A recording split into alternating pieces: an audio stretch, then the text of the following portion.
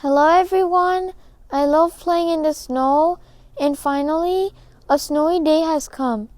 I love to play in the snow, but before I do that, I would like to tell you that today's video is about ratios. If you're ready, let's get started.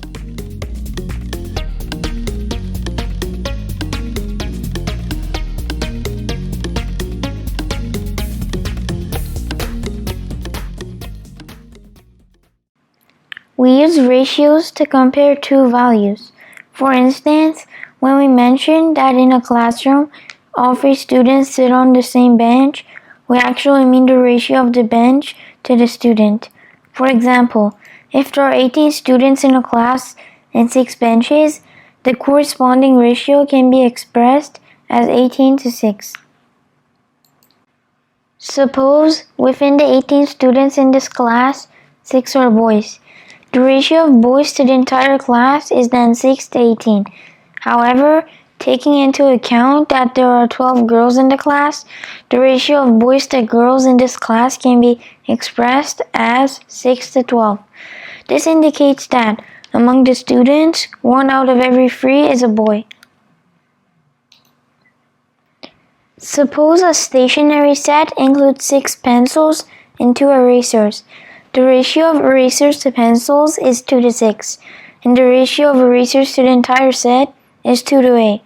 These ratios can be represented in 2 ways, as fractions or using colons to represent ratios.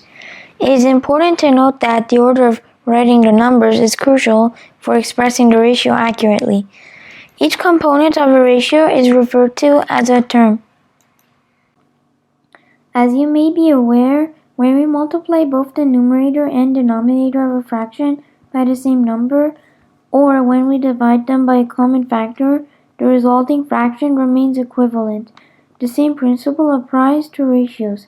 For instance, in the previous example, if we divide the collection of erasers and pencils into 2 parts, the new ratio, 1 and 4, remains equal to the initial ratio, 2 and 8.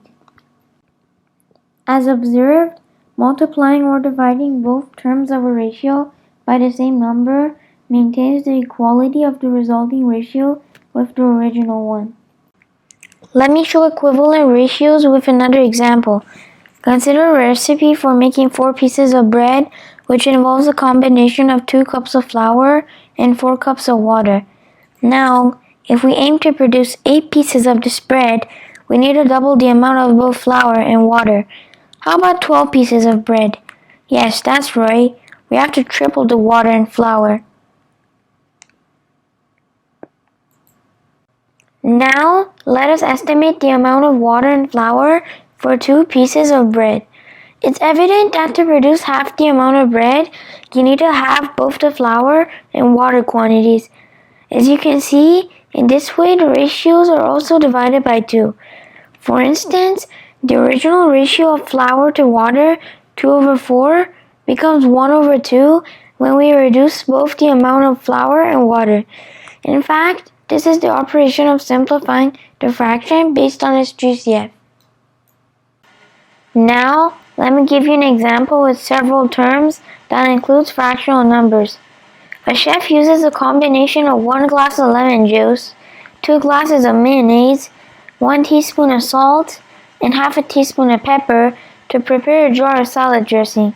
If the chef wants to make 2 jars of the sauce, he would need to double the ingredients. Therefore, it would be 2 glasses of lemon juice, 4 glasses of mayonnaise, 2 teaspoons of salt, and 1 teaspoon of pepper. Okay, now we come to the interesting part. As you see here, the ratio of triangles to circles is 4 to 1. Well, if we want to separate 0.25 of this pattern, what will be the outcome?